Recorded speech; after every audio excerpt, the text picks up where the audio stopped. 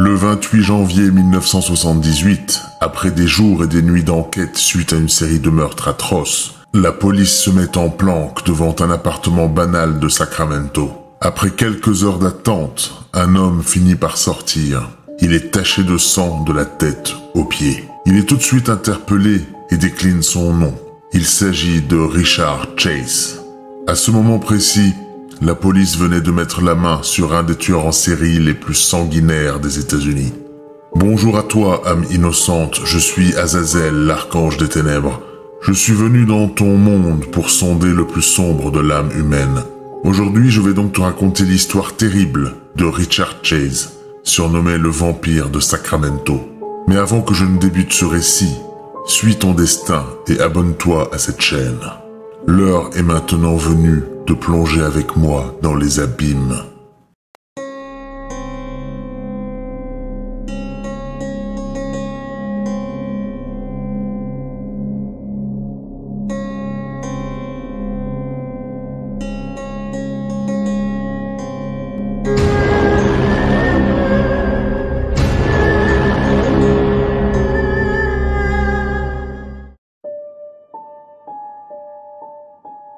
Mais qui est donc le vampire de Sacramento? Richard Trenton Chase est né à Santa Clara County, en Californie, aux États-Unis, le 23 mai 1950. Il est le fils aîné de Richard Senior, un informaticien, et de Beatrice Chase, une enseignante. Après une petite enfance plutôt normale, ponctuée par la naissance de sa petite sœur Pamela en 1953 et un déménagement dans une maison à Sacramento, la vie du petit Richard va radicalement changer. Les parents se révèlent au fil du temps très autoritaires et stricts, spécialement avec le petit Richard. En effet, après quelques années, son père se montre de plus en plus violent envers lui, n'hésitant pas à le battre régulièrement et à l'humilier. Pamela Chase, sa sœur, se souviendra plus tard des confrontations violentes entre son frère et leur père, qui se terminaient souvent par le père secouant son fils ou le jetant contre un mur. Une anecdote particulière marque Richard dès son plus jeune âge et résume très bien les sévices que son père lui infligeait. Une fois, lors d'une punition suite à une réticence à manger lors d'un repas, son père décide de le nourrir de force jusqu'à ce que le petit Richard finisse par vomir. Cette torture dura plusieurs dizaines de minutes, ponctuée de cris et de pleurs. De son côté, sa mère commence aussi à développer des problèmes mentaux qui la poussent à consulter durant plusieurs années de nombreux psychiatres. De plus, dès le milieu des années 50, le couple des Chase commence sérieusement à battre de l'aile, principalement dû à l'alcoolisme du père et à cause des difficultés du couple à assumer financièrement. Ils finiront d'ailleurs par se séparer et à divorcer en 1972. C'est dans cet environnement difficile que grandit le petit Richard. Attention, je ne souhaite en aucun cas justifier les actes futurs de Richard Chase en mettant en avant les souffrances de son enfance. Je ne fais que souligner les faits qui ont dû contribuer à construire sa personnalité et son état mental futur. À l'âge de 10 ans, après quelques années dans cet environnement malsain, Richard commence à développer des déséquilibres mentaux. En effet, c'est vers cette période qu'il commence à torturer des animaux divers, comme des chats, des chiens et des oiseaux. Les psychologues ayant étudié son cas après son arrestation préciseront que c'est vers cet âge que Chase commence à développer la triade sociopathe de McDonald. Cette triade étant composée de la torture d'animaux, de l'énurésie et de la pyromanie. L'énurésie est le terme médical pour définir le fait d'uriner dans son sommeil. Cette théorie sera plus tard controversée, mais quoi qu'il en soit, Richard avait bien fait ces trois choses. Mais reprenons. En 1964, à l'âge de 14 ans, Richard Chase intègre le lycée Mira Loma à Sacramento. Sa scolarité se passe plutôt bien. En 1965, il fréquente même une jeune femme, Libby Christopher, qui deviendra sa petite amie. Mais malgré cette façade normale, son état mental se détériore encore. Il développe même une impuissance chronique qui entraîna d'ailleurs sa rupture avec sa petite amie et plus tard l'échec d'autres expériences amoureuses. Son problème d'érection devient obsessionnel. Il diagnostique lui-même ce problème comme un manque de sang dans son corps. Parti consulter un médecin pour ce problème, celui-ci ne lui trouve rien de physique et le redirige vers un psychologue. Le psychologue en question lui diagnostique un état schizophrène et lui donne un traitement. Ce traitement sera refusé en bloc par sa mère. C'est à cette même période que Chase commence à boire à l'excès et à se droguer avec des substances de plus en plus dures. Il sera même arrêté en 1965 pour possession de substances illicites. En 1965, Chase commence à développer des théories obsessionnelles qu'il n'hésitait pas à partager autour de lui. Une de ces théories tournait autour du sang. En effet, il pensait que son sang allait se réduire en poudre. Il se sentait aussi en danger, pensant que le FBI ou encore les extraterrestres étaient à ses trousses. N'étant pas traité, son état mental se détériore encore année après année. Il croyait de plus en plus que des personnes pouvaient contrôler son esprit. Son obsession pour le sang grandissait aussi de plus en plus. Il était convaincu qu'on voulait le lui voler. Il devait donc le remplacer coûte que coûte. Sa mère, le voyant jour après jour perdre la tête, le mit tout simplement à la porte. En février 1971, il décide donc de louer un appartement à Sacramento avec des amis. Après quelques semaines de cohabitation, Richard Chase se met progressivement à la marge du groupe. Très vite, il s'enferme dans sa chambre et pose des cadenas sur celle-ci. Sous l'emprise continue de drogue, il développe une hypocondrie maladive, pensant que son cœur allait rétrécir ou que quelqu'un allait lui voler ses artères. Il posait même des oranges autour de sa tête avant de dormir, convaincu que la vitamine C allait se propager dans sa tête au travers de ses cheveux. En parlant de sa tête, il était aussi convaincu que les os de son crâne bougeaient tout seuls. Il a donc décidé de se raser la tête pour surveiller le mouvement de ses os. Comme vous pouvez vous en douter, excédé par ses frasques, ses colocataires lui demandent de quitter l'appartement, ce qu'il refuse de faire. En réalité, il était terrifié de rentrer chez sa mère, car persuadé que celle-ci souhaitait l'empoisonner. Devant son refus de partir, ce sont ses colocataires qui finissent par quitter l'appartement. Seul, dans son appartement vide, Richard cède à ses terreurs. Le point de non-retour est franchi. Seul face à lui-même, il commence à régulièrement attraper, tuer, éventrer et dévorer cru de petits animaux. Il utilise même un mixeur pour mélanger la chair des animaux avec du cola ou en faire des milkshakes. À la même période, il devient de plus en plus antisocial, ayant quelques problèmes avec la justice. En 1973, il est par exemple arrêté pour trafic de drogue et violation de sa probation, et il retourne en prison pour quelque temps. En avril de la même année, lors d'une soirée chez un ami, Richard tente d'agresser une femme, et il est de nouveau arrêté. Sa caution sera finalement payée par son père. Suite à ses soucis judiciaires, Richard, sur le conseil de ses parents, déménage à Los Angeles pour habiter quelque temps chez sa grand-mère. Mais après quelques semaines, étant extrêmement instable, sa grand-mère, terrifiée par lui, finit par lui demander de partir de chez elle dans les plus brefs délais. Il retourne donc à Sacramento chez sa mère. Mais dans le même temps, sa santé physique et mentale se détériore encore plus. Au plus mal, il se décide d'aller voir un médecin pour des maux de tête et des douleurs intestinales. Le médecin ne découvre rien de particulier et l'envoie consulter un neurologue. Le diagnostic du neurologue appuiera la même conclusion que vous imaginez. C'est-à-dire que les maux de Richard révèlent plus du domaine psychiatrique que du domaine physique. En décembre 1973, les parents de Richard acceptent qu'il soit finalement interné à l'hôpital psychiatrique American River Hospital pour qu'il soit soigné. Très vite, son internement vire au cauchemar. Ses délires et ses visions se font de plus en plus récurrentes. Il dira de manière obsessionnelle aux infirmiers que quelqu'un lui vole ses organes et que son sang ne circule plus dans ses veines. Au fil des semaines, son état s'aggrave et il commence à se faire du mal physiquement. Son obsession pour le sang devient maladive. Il tuera par exemple des lapins pour s'injecter leur sang. Il tuera des oiseaux pour boire leur sang. Il se scarifiera même pour boire son propre sang.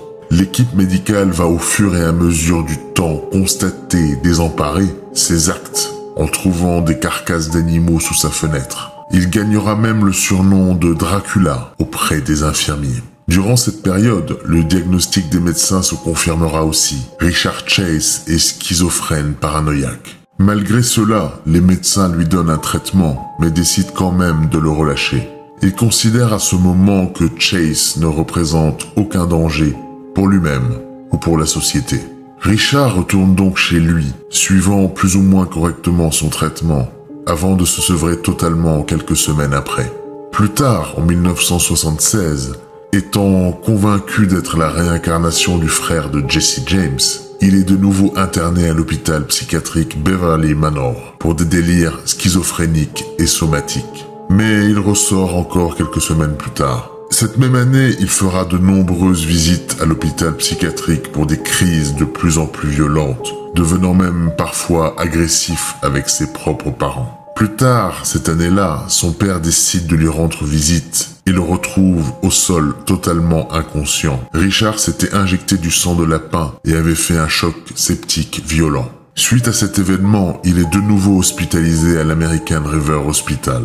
Mais ayant entendu le diagnostic du psychiatre principal, souhaitant le garder sous surveillance pour de bon, il tente de s'échapper, mais est très rapidement rattrapé. Après quelques semaines de traitement, Richard est finalement libéré de l'hôpital psychiatrique et rentre chez lui dans son appartement, dont le loyer est maintenant payé par ses parents. Et puis, plus rien. L'année 1976 se termine calmement. Et puis l'année 1977 commence. Devenant de plus en plus paranoïaque de par ses déséquilibres mentaux, Chase s'enfermait des jours durant dans son appartement, tournant en rond, répétant en boucle que des gens le poursuivaient et voulaient lui faire du mal. Il était de plus en plus convaincu qu'il était poursuivi par des agents liés à des extraterrestres et qu'ils avaient pour plan de le vider de son sang. Le 29 décembre 1977, Richard Chase sort de chez lui et commence à conduire sans but dans les rues de Sacramento. Puis, au bord de la route, il repère Ambroise Griffin, 51 ans. Griffin était un homme simple, père de 2 enfants et ingénieur de profession. Chase s'approche de lui calmement et lui tire froidement et gratuitement 2 balles dans la poitrine. Griffin s'effondre au sol et décède. Chase se retourne et s'éloigne doucement. Plus tard, il déclara aux enquêteurs « La première fois que j'ai tué, c'était une sorte d'accident. Ma voiture était tombée en panne. Il fallait que je trouve une solution car ma mère ne voulait plus me recevoir pour Noël. Avant, j'allais chez elle et je discutais avec elle, ma grand-mère et ma sœur. Frustré, j'ai tiré depuis la portière de ma camionnette et j'ai tué quelqu'un. Après ce meurtre, rien ne se passe. Richard n'est pas inquiété ni même soupçonné. Mais ce premier meurtre le déséquilibre complètement par le shoot d'adrénaline qu'il avait ressenti. Il en avait besoin à présent. Le 23 janvier 1978, Richard Chase rentre par effraction dans la maison de Terry Wallin, 22 ans, par une porte non verrouillée. Terry, qui était enceinte de 3 mois, était en train de vaquer à ses occupations lorsque Richard apparaît par surprise devant elle. Il sort son arme et lui tire froidement dessus à 3 reprises. Terry Wallin s'effondre au sol.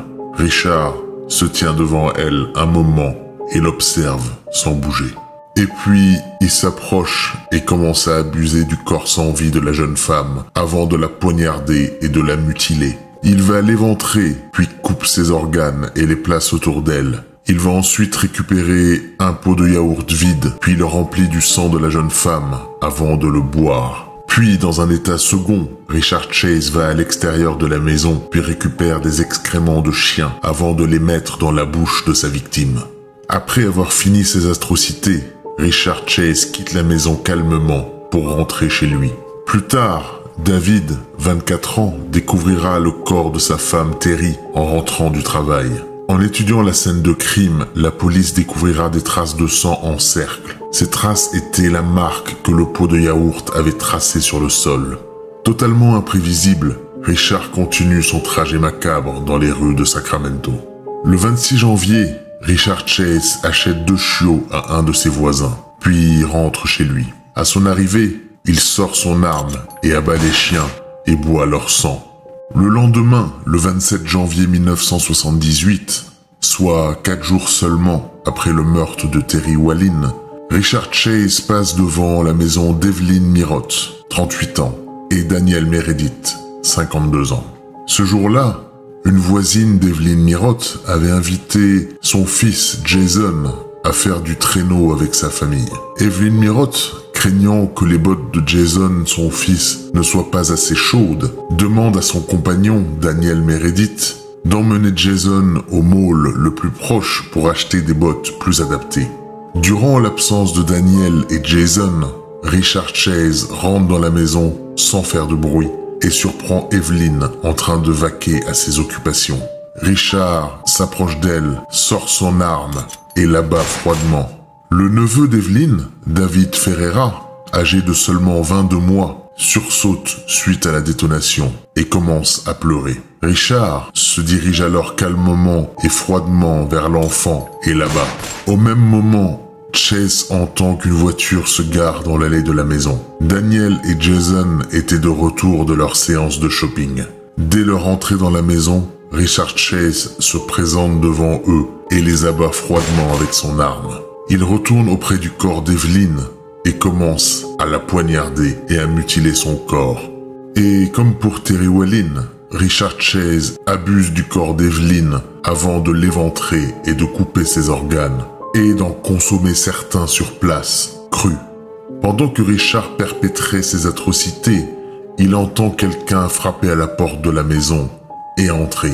Une jeune fille du voisinage qui avait rendez-vous avec Evelyn surprend Chase en pleine action. Celui-ci, pris de court, vole les clés de la voiture de Daniel Meredith, prend le corps de David Ferreira avec lui et s'enfuit.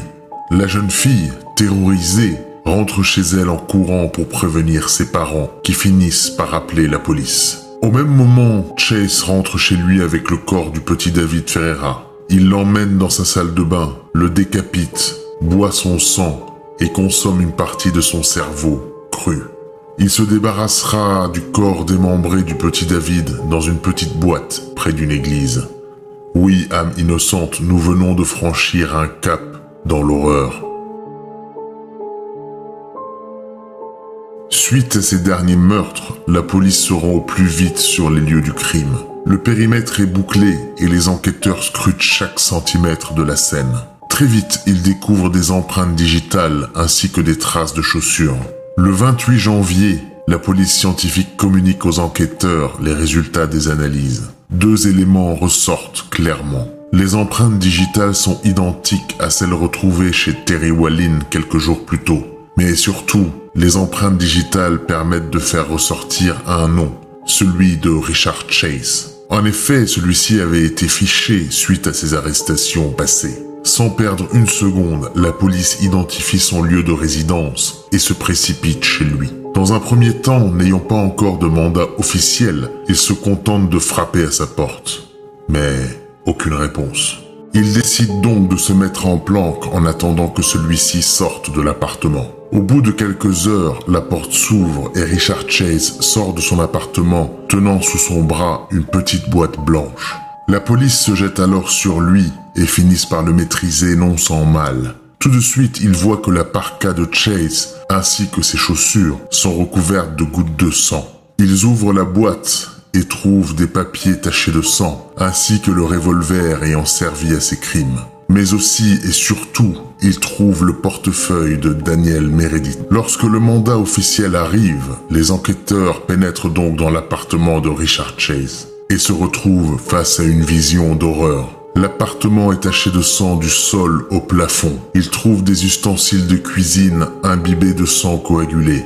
Il trouve aussi le mixeur de Chase rempli à moitié de matière humaine et de sang. Dans son réfrigérateur, il trouve aussi, enveloppés dans du papier aluminium ou dans des Tupperware, les restes de Terry Wallin, Evelyn Miroth et de David Ferreira. Les preuves sont nombreuses et implacables. Le périple sanglant de Richard Chase allait s'arrêter là. Durant son interrogatoire, Richard Chase va nier les meurtres, justifiant que le sang retrouvé chez lui était celui d'animaux. Mais devant les faits qui lui sont exposés, Richard finit par tout avouer. mais sans montrer aucun remords ni empathie. Le procès de Chase s'ouvre le 2 janvier 1979. Pour éviter la peine de mort, la défense de Chase décide de plaider coupable, mais pour meurtre sans préméditation et sous influence d'une maladie mentale. Les procureurs, eux, déclarent que Richard Chase était suffisamment sain d'esprit pour comprendre ce qu'il était en train de faire. Le procès va durer 4 mois. Et le 8 mai 1979, après seulement 5 heures de délibération, le jury déclare Richard Chase coupable de 6 chefs d'accusation pour meurtre au premier degré. Le verdict tombe. Il est condamné à mort. En attendant son exécution, il sera incarcéré dans le couloir de la mort de la prison d'État de Saint-Quentin, en Californie. Durant son incarcération, son état mental continue à se détériorer. Il était arrivé à un point où il terrorisait même ses compagnons de cellule. Le 26 décembre 1980, Richard Chase est retrouvé mort dans son lit. Il s'était donné la mort par overdose de médicaments. Voici donc, âme innocente, l'histoire terrible de Richard Chase, surnommé, à juste titre, le vampire de Sacramento. Un homme diagnostiqué malade mental, mais qui ne fut jamais vraiment pris en charge, ni soigné sérieusement. La suite des événements était malheureusement tellement prévisible. Cette histoire glaçante et tellement surréaliste a marqué des générations et inspiré nombre de personnages de fiction de la culture populaire. N'hésite pas à me faire part de tes remarques dans les commentaires de cette vidéo. Pour ma part, je te donne rendez-vous très bientôt pour une nouvelle histoire terrifiante. À très vite dans tes cauchemars.